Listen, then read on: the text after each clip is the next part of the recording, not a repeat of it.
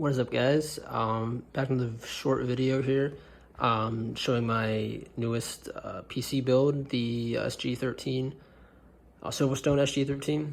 And if you haven't seen my other videos on this, just check those out. I'm not going to go too in depth explaining my build here, so just to get into it, this video is about dust filters. And as you can see, there are dust filters on each side, on the top, the left side, the front, and the right side. So I found these online, and basically when you get this case, there's a bunch of holes on the top, as you can see, and the dust is just gonna pile up in there pretty fast. So I definitely wanted to keep dust out of here, so I purchased these dust filters. They're magnetic, so they just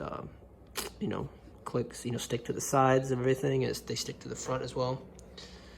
And yeah, I'm happy with them so far. I would say the only downside is the temps actually rise about, I would say, 4 degrees or so.